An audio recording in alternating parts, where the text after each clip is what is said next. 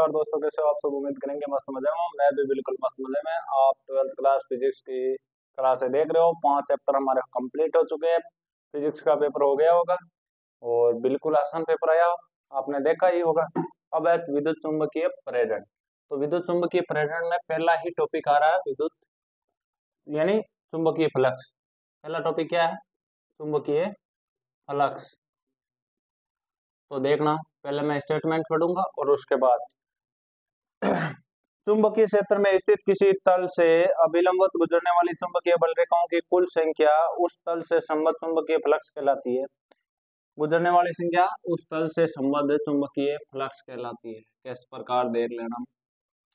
अगर मान लो ये कोई चुंबकीय क्षेत्र बी वेक्टर है और ये कोई है डी ए वेक्टर, इसके बीच है थीटा कोण, और यहाँ पर मान लो आप ये कोई, यानी कहने का मतलब ये तो कोई तल था, ये क्या कोई तल था। तो कहने का मतलब चुंबकीय क्षेत्र किसी तल में अभिलंब होते हैं गुजरने वाली चुंबकीय बल रेखाओं के संबद्ध चुंबकीय बल रेखाओं की कुल संख्या उस तल के संबद्ध चुंबकीय फ्लक्स कहलाती है।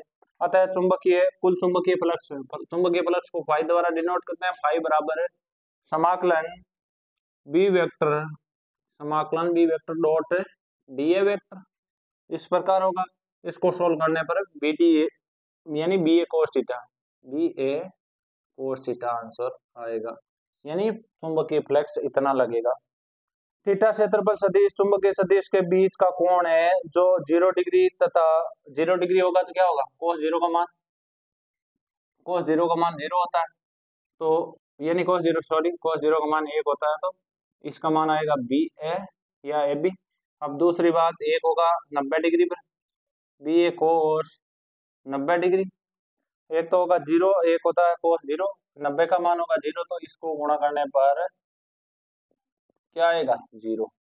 एक बार तो फाई का मान आएगा ए बी और एक बार आएगा 0, अधिकतम और न्यूनतम। अब मात्रक की बात कर ले तो चुंबकीय फ्लक्स एक अदिश राशि है। चुंबकीय फ्लक्स एक अदिश राशि है। उसका मात्रक क्या होता है? मात्रक होता है वेबर। इसका ऐसा ही मात्रक क्या होता है? वेबर। और सीजीएस मात्रक क्या होगा? मैक्सवेल।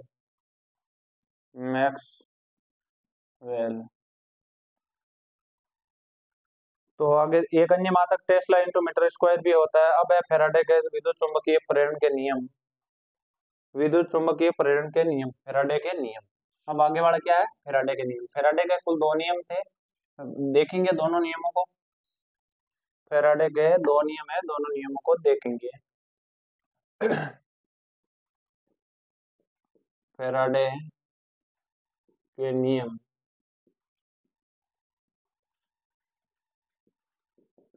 पहला नियम क्या कहता है?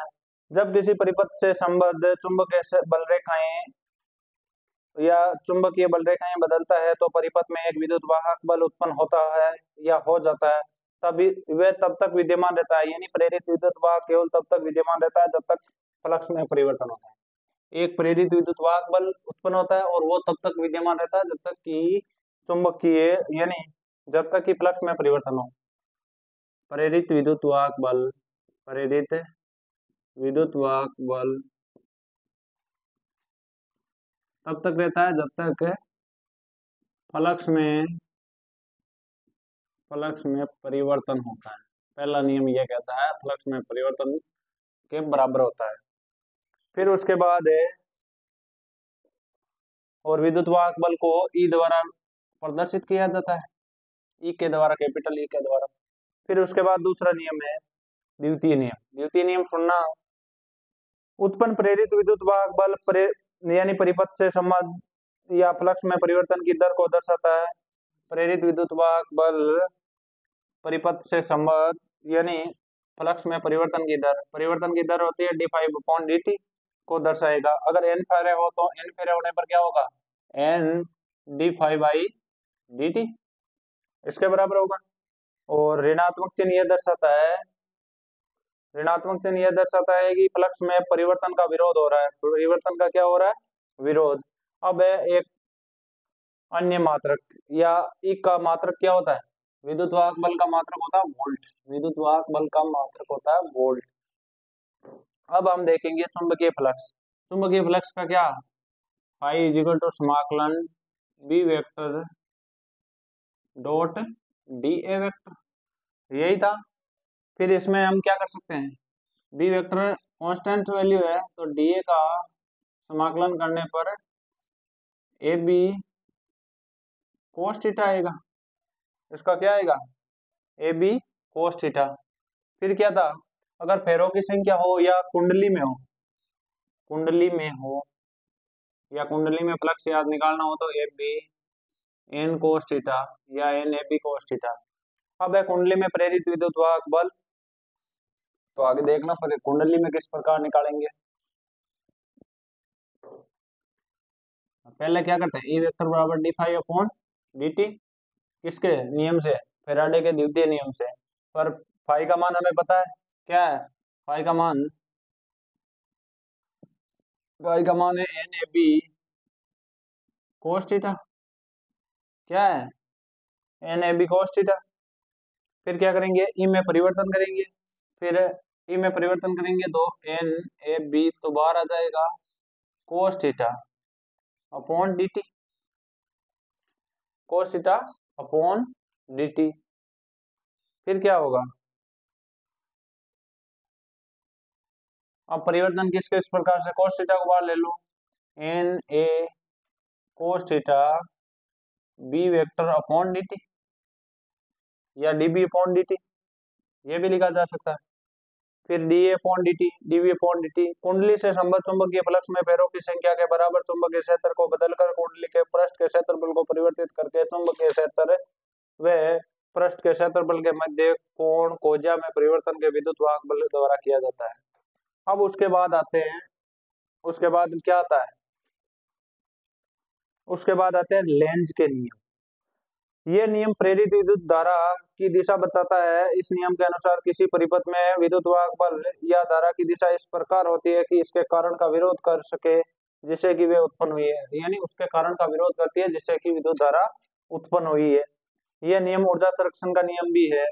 फिर इसमें प्रथम आ रहा है कि जब किसी क्षण चुंबक को एन ध्रुव को किसी कुंडली की ओर चलाया जाए तो कुंडली से संबंध चुंबकीय फ्लक्स बढ़ने लगता है और एक प्रेरित विद्युत वाहक बल उत्पन्न होता है। जैसे परिपथ बंद है अतः प्रेरित विद्युत धारा बहने लगती है, अगर परिपथ बंद है तो प्रेरित विद्युत धारा बहने लगती है। अब दूसरा है, ये प्रेरित धारा का कारण एन ध्रुव का कुंडली की ओर जाना है अतः इसका कारण का विरोध करने के लिए चुंबक या चुंबक के एन ध्रुव को आकर्षित करने के लिए प्रेरित धारा की दिशा ऐसी होती है कि कुंडली का सामने वाला तल एन ध्रुव की भांति व्यवहार कर सके।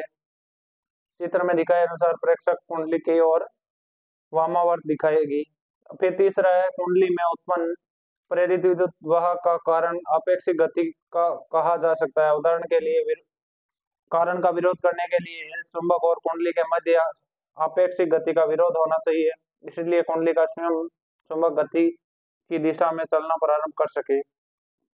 चौथा है, विद्युत वाहक बल का कारण अपेक्षित गति होगी, नहीं नई गति सदैव कारण की गति की दिशा में होगी। नई गति क्या होगी, कारण की गति की दिशा में। प्रेरित विद्युत क्षेत्र, अब हम इसके बाद वाला टॉपिक पढ़ेंगे, ये तो नियम है, आपको थ्योरी वाला पार्ट है पढ़ना ही होगा। अब है क्या है, प्रेरित विद्युत क्षेत्र। तीसरी हेडिंग होती है प्रेरित विद्युत क्षेत्र। प्रेरित विद्युत क्षेत्र में, प्रेरित विद्युत क्षेत्र स्थिर विद्युत प्रकृति का नहीं है, यह एक असंरक्षी विद्युत क्षेत्र है जिसकी बल रेखाएं सकेंद्रीय वर्तीय बंद वक्र होती है। समय के साथ परिवर्तन होने पर चुंबकीय क्षेत्र D B upon D T, समय के साथ परिवर्तन ऐसे चुंबकीय क्षेत्र बी वेक्टर होता है, सदैव अपने चारों ओर प्रेरित विद्युत क्षेत्र उत्पन्न करता है।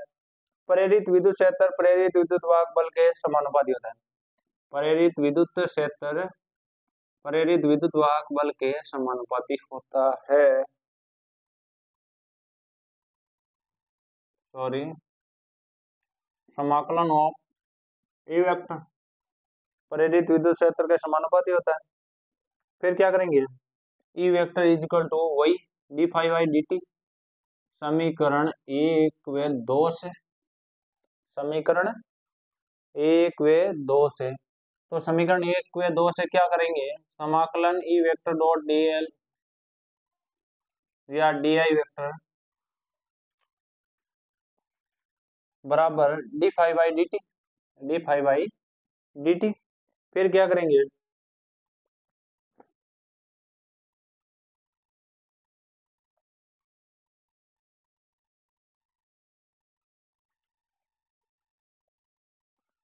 ये फैराडे का विद्युत चुंबकीय प्रेरण का समाकलन रूप है। ये क्या है, फैराडे का विद्युत चुंबकीय का ये रूप है। फिर इसके बाद अगर ये क्षेत्रफल दे रखा हो तो dB अपॉन dt भी लिख सकते हैं, यानी AB अपॉन AB दे रखा हो तो, और AB कब होगा, जब cos 0 का मान, अगर मान लो वक्रीय वर्तीय दे रखा हो तो pi r square dB upon dt। और क्या होगा, एक होगा A square upon 2 pi, A square upon 2 pi या 2r, सॉरी 2 पाई क्या, dB अपॉन dt। वर्तीय वो तीनों बताए थे प्रकार उसके बारे में। फिर उसके बाद हम क्या पढ़ेंगे, उसके बाद हम देखते हैं जनित्र या डायनमो, जनित्र या डायनमो। तो देखना फिर जनित्र,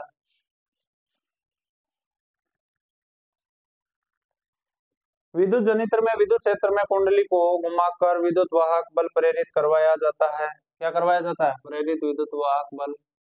अब आप देखेंगे डायनमो, या इसमें दो चुंबकें होती है एस और एन।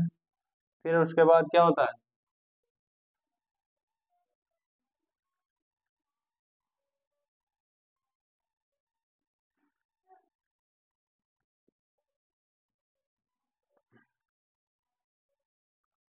अब इसमें क्या है, हम पता है ई वेक्टर बराबर, या ई वेक्टर बराबर क्या होता है, D phi by D T, वो भी किसमें ऋणात्मक, समीकरण 1। दूसरा होता है फाई इजिकल टू क्या, N A B cos theta, यही होगा। थीटा बराबर क्या होता है, डब्ल्यू टी, थीटा बराबर क्या होगा, डब्ल्यू टी। तो मान रख देने पर समीकरण 1 में ई वेक्टर क्या होगा, N A B cos W T upon D T, क्या होगा, W T upon D T. फिर उसके बाद ई वेक्टर का मान आ जाएगा N A B W sine W T, ये है प्रत्यावर्ती धारा। फिर ई नोट निकालेंगे तो ई नोट क्या आएगी, इन इसकी जगह क्या लिख देंगे, E naught sine W t. E naught किसके बराबर, प्रत्यावर्ती धारा। किस सूत्र से, आई बराबर वी अपॉन आर, या वी बराबर आई आर से, और I is equal to E naught upon R, E naught upon R. यहाँ पर धारा निकालना हो तो ये तो प्रेरित विद्युत वाहक बल था, I is equal to I naught sine W t, क्या आएगी, साइन डब्ल्यू टी। ये है तात्क्षणिक धारा। फिर इसमें कुछ ग्राफ दे रखा है, किसके मध्य, विद्युत वाहक बल और थीटा, ये उस कोण के मध्य, समझ में आ रहा है, विद्युत वाहक बल और कोण के मध्य ग्राफ दे रखा है। तो वो ग्राफ देखना, ई वेक्टर और डब्ल्यू के मध्य। पहला ग्राफ किस प्रकार होगा, पहला ग्राफ इस प्रकार होगा, समझ में आ रहा है, यहाँ पर ई और यहाँ पर डब्ल्यू टी, डब्ल्यू मान लो, टी मान लो, या डब्ल्यू टी मान लो। ई वेक्टर बराबर N A B W sine W T. फिर है फाई और, यानी विद्युत फ्लक्स और समय के मध्य, किसके मध्य, विद्युत फ्लक्स और समय के मध्य। तो दूसरा ग्राफ देखेंगे किस प्रकार आएगा, ये ऊपर से आएगा, ये क्या आएगा, ऊपर से, टी के मध्य और फाई फ्लक्स के मध्य। चुंबकीय फ्लक्स तथा प्रेरित विद्युत वाहक बल या धारा के मध्य पाई/2 का कालांतर होता है। क्या होता है, कालांतर कितना होता है, कालांतर बराबर पाई/2, पाई/2 का मतलब होता है 90 डिग्री। फिर उसके आगे हैं लेंज के नियम अभी हमने पढ़े थे कि E बराबर N D phi I D T.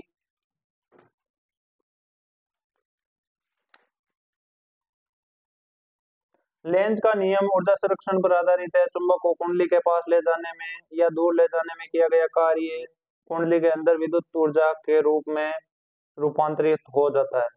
तो बस आज के लिए इतना ही, मिलता है नेक्स्ट वीडियो में, तब तक के लिए धन्यवाद।